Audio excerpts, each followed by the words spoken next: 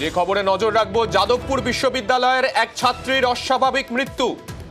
জলপাইগুড়ির বাসিন্দা এই ছাত্রী, তার অস্বাভাবিক মৃত্যুকে ঘিরে চাঞ্চল্য। মানসিক নির্যাতনের অভিযোগ পরিবারের, সিনিয়রদের বিরুদ্ধে অভিযোগ পরিবারের। যেমনটা এর আগেও আমরা দেখেছিলাম, স্বপ্নদ্বীপের ক্ষেত্রেও আমরা দেখেছিলাম বারংবার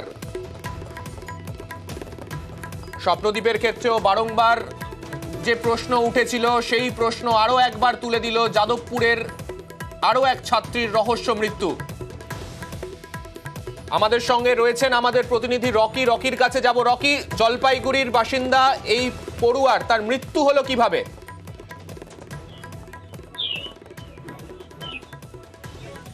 সানিক, তোমাকে বলে রাখতে চাইবো, জলপাইগুড়ির মালবাজারের বাসিন্দা সে কিন্তু পড়াশোনার জন্য যাদবপুরে গিয়েছিল এবং বিশেষভাবে কিন্তু সে সক্ষম ছিল। রেনেসা দাস তার নাম এবং তিনি কিন্তু ইংলিশ ডিপার্টমেন্টের সেকেন্ড ইয়ারের ফার্স্ট সেমিস্টারের ছাত্রী ছিলেন। পরিবার সূত্রে যা জানা গিয়েছে, তিনি 16 তারিখে তিনি যাদবপুরে পরীক্ষা দিয়ে বাড়িতে আসেন এবং দাদু বাড়িতে এসে কিন্তু 18 তারিখে গলায় ফাঁস দিয়ে সে আত্মহত্যা করে। পরিবার সূত্রে যা জানা গিয়েছে এবং অভিযোগ রয়েছে যে সেখানকার দুজন পড়ুয়া তার সাথে অকথ্যভাবে অত্যাচার চালাতো, মানসিকভাবে অত্যাচার চালাতো, এমনকি শারীরিকও নির্যাতন চালাতো বলে অভিযোগ করা হয়েছে। এই ঘটনায় কিন্তু রীতিমতো শোরগোল পড়ে গিয়েছে, কারণ বারংবার কিন্তু যাদবপুরের একের পর এক ঘটনায় কিন্তু শিরোনামে উঠে এসেছে এবং উত্তরবঙ্গে থেকে যে সকল শিক্ষার্থীরা তারা সেখানে শিক্ষা নিতে যান, তাদের এই ধরনের অবস্থার পর কিন্তু রীতিমতো প্রশ্ন উঠেছে। এই প্রসঙ্গে তোমাকে জিজ্ঞেস করব, এক্ষেত্রে এই যে তাদের যে অভিযোগ, পরিবারের অভিযোগ কি বিশেষভাবে কোনো ছাত্রছাত্রীর নাম উল্লেখ করে তারা কি অভিযোগ করছেন, নাকি শুধুমাত্র যে অভিযোগ তারা এতদিন পর্যন্ত নিজেদের মেয়ের মুখে শুনে এসছেন সেই প্রসঙ্গ তারা সেটা আশঙ্কা করছেন, কোনটা? দেখো সানিক, তোমাকে বলে রাখতে চাইবো, পরিবার সূত্রে বলা হয়েছে এবং অভিযোগ করেছে, পার্টিকুলার কিন্তু দুজনের নাম এখানে উঠে এসেছে এবং তাদের বিরুদ্ধে কিন্তু ইতিমধ্যে মালবাজার থানায় এফআইআর করা হয়েছে। এমনকি যাদবপুর ইউনিভার্সিটিতেও একটি লিখিতভাবে কমপ্লেন করা হয়েছে, কিন্তু তাদের অভিযোগ যেটা যে প্রশাসনিক ভাবে কিন্তু কোন রকম সহযোগিতা তারা পাচ্ছে না। আমি কিন্তু সেই যে নির্যাতিতা শিক্ষার্থী, তার মা কে সঙ্গে রেখেছি, তিনি বলবেন কি ঘটনা ঘটেছিল। দিদি একটু যদি উঠে আসেন, কি ঘটনা ঘটেছিল? হ্যাঁ, আমার মেয়ে গত 1 তারিখে আমি ওকে ইউনিভার্সিটিতে নিয়ে যাই, ওর সেমিস্টার এক্সাম স্টার্ট হচ্ছিল। তো 15 দিন আমি ওর সাথে হোস্টেলেই ছিলাম। তো 16 তারিখে আমি ফিরে আসি, 17 তারিখ ও আমাদের সাথে ছিল, 18 তারিখ আজকেও আর আমাদের সাথে নেই। 18 তারিখে একটি মর্মান্তিক দুর্ঘটনা ঘটে, ও নিজে আত্মহননের পথ বেছে নেয়। হ্যাঁ, কারণ হিসেবে আমি এফআইআর করেছি, দুজন অভিযুক্তকেও চিহ্নিত করেছি যারা তার সাথে প্রতারণামূলক একটা ভালোবাসার সম্পর্ক গড়ে তুলেছিল এবং তাকে নানাভাবে প্রতারিত হয়েছে তাদের দ্বারা। প্রেমের জালে ফাঁসিয়ে, হ্যাঁ, প্রেমের জালে ফাঁসিয়ে প্রথমজন যে সুরজ ঝা, সেই সম্পর্কে আমাকে জানিয়েছিল ও, তার ব্যবহার, তার কাণ্ডকীর্তি, তাকে ছিল সঙ্গে যুক্ত। আর আরেকজন এখন আপাতত দিল্লি ইউনিভার্সিটিতে কর্মরত, কলেজে। তার সাথে যাদবপুরে পড়াশোনা করছে, সেও পিএইচডি স্টুডেন্ট। মানে তাদের মানসিকভাবে বা শারীরিকভাবে নির্যাতন করতো। হ্যাঁ, যা হয়েছে সেটা হচ্ছে ওই ফোন মারফতেই হয়েছে। এমন প্ররোচনামূলক ভাবে আমার মেয়েকে মানে উদ্যক্ত করা হতো, যার জন্য নিজের প্রাণটাই দিয়ে দিতে। তাকে কি মাদক খাওয়ানোর চেষ্টা করা হতো? ওখানে থাকাকালীন সুরজ সম্পর্কেই আমি ওই অভিযুক্ত করব। হ্যাঁ, ওকে চেষ্টা করা হয়েছিল, ড্রাগ অ্যাডিক্ট করারও চেষ্টা করা হয়েছিল। ফোনে কি হুমকি দেওয়া হতো, টাকা পয়সা চাওয়া হতো? হ্যাঁ, সেগুলো চাওয়া হতো। মেয়ে আমাদের তো সবসময় জানাতো না, কিন্তু মাঝে মাঝে তার আভাস ইঙ্গিত আমাদেরকে দিত।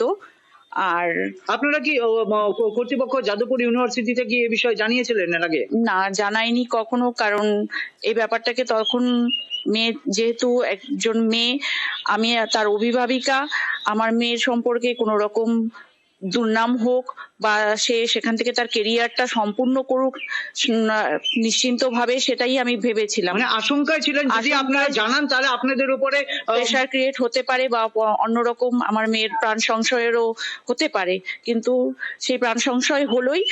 শেষ পর্যন্ত আমরা আমার মেয়েকে ধরে রাখতে পারলাম না। তাদের মানসিক অত্যাচারের জন্যই আজকে এই দুর্ঘটনার জন্য আমি তাদের অভিযুক্ত করছি। দেখো সানিক, তুমি দেখলে যে এই যে ঘটনা, গোটা ঘটনাটাই কিন্তু ছাত্রী যিনি নিহত হয়েছেন, আত্মঘাতী হয়েছেন, তার মা কিন্তু নিজের মুখেই বললেন যে তিনি যখন সেখানে পড়াশোনা করতেন তাকে কিন্তু উত্ত্যক্ত করা হতো, তার উপরে চাপ সৃষ্টি করা হতো, এমনকি ব্ল্যাকমেল করা হতো বলেও কিন্তু অভিযোগ রয়েছে। আর প্রশাসন এই বিষয়ে কোন রকম ব্যবস্থা নিচ্ছে না। মালবাজার থানায় ইতিমধ্যে কিন্তু এফআইআর দায়ের হয়েছে, কিন্তু কোনো পদক্ষেপ নিচ্ছে না বলে কিন্তু অভিযোগ করেছেন তারা। এখন বেশ, রকি যেমন একদিকে যে ছাত্রী মারা গিয়েছেন তার মায়ের সঙ্গে কথা বললো, তেমনি সেই ছাত্রীর বাবা তিনি কি অভিযোগ করেছেন শুনবো। আমরা চাই এই দুজন যে নাম অভিযুক্ত দেওয়া হয়েছে, সুরজ ঝা আর পাপ্পু সিং গান্ধী বলে যে ছেলেটি অভিযুক্ত আছে, তাদেরকে অবিলম্বে অ্যারেস্ট করা হোক। বেশ কিছুদিন আগেই জানিয়েছে এটা মোবাইল মারফতেই ওকে নানা রকম টর্চারিং করতো। আমাদের সঙ্গে রয়েছেন আমাদের প্রতিনিধি সোমরাজ। আমি সোমরাজের কাছে যাব। সোমরাজ, একটা বিষয় এক্ষেত্রে জিজ্ঞাসা করতে চাইবো, এখনো পর্যন্ত স্বপ্নদীপের মৃত্যুর স্মৃতি আমাদের প্রত্যেকের মনে টাটকা। কয়েক মাস হয়েছে, অগস্ট মাসে সেই ঘটনা ঘটেছিল, আর তারপরে আরো একবার গুরুতর অভিযোগ করছে পরিবার যে এক্ষেত্রে তাকে মানসিক নির্যাতন করা হতো, যার জেরে সেই ছাত্রী আত্মঘাতী হলেন। এখন এটাই প্রশ্ন, বিশ্ববিদ্যালয়ের তরফে এই বিষয়ে এবার কি পদক্ষেপ করা হচ্ছে? দেখো, প্রথমত আজকে কিছুক্ষণ আগে বিশ্ববিদ্যালয়ের রেজিস্ট্রার স্নেহমঞ্জু বসু একটি বৈঠক করছেন। বিশ্ববিদ্যালয়ের মূলত যে ছাত্রীর পরিবারের যে অভিযোগ, সেই অভিযোগ নিয়েই ইতিমধ্যে বিশ্ববিদ্যালয় বৈঠক শুরু হয়েছে। পাশাপাশি আগামীকাল প্রত্যেকটি বিভাগের বিভাগীয় প্রধানদের ডাকা হয়েছে। মূলত কিভাবে এই তদন্ত হবে, এর জন্য কোনো তদন্ত কমিটি গঠন হবে নাকি না অন্য কোনো কমিটিকে এই দায়িত্ব দেওয়া হবে তদন্তের জন্য, গোটা বিষয়টি নিয়ে আলোচনার জন্যই আগামীকাল সব বিভাগীয় প্রধানদের ডাকা হয়েছে আলোচনার জন্য। ইতিমধ্যেই রেজিস্ট্রার স্নেহমঞ্জু বসু ওই ছাত্রীটি যে বিভাগের ছিলেন সেই বিভাগের বিভাগীয় প্রধানের সঙ্গেও কথা বলেছেন, তেমনটাই সূত্র মারফত জানা যাচ্ছে। ফলত যদিও ছাত্রীটি আত্মহত্যা করেছেন তার বাড়িতে, কিন্তু যেহেতু বিশ্ববিদ্যালয়ের বিরুদ্ধে অভিযোগ এনেছেন, তাই বিশ্ববিদ্যালয় কর্তৃপক্ষের তরফে যেটা আলোচনা করা হচ্ছে যে কিভাবে এই ঘটনা তদন্ত করবে কর্তৃপক্ষ। কারণ প্রথমত এটি র্যাগিং এর অভিযোগ নয়, দ্বিতীয়ত ছাত্রীটি শারীরিক ও মানসিক নির্যাতনের অভিযোগ এনেছে ছাত্রীর পরিবারের তরফে। ফলত এটিকে র্যাগিং এর অভিযোগ হিসাবে দেখা হবে নাকি অন্য কোনো উপায় দেখা হবে, তাই গোটা বিষয়টি পর্যালোচনা করতে এই মুহূর্তে বিশ্ববিদ্যালয় কর্তৃপক্ষ।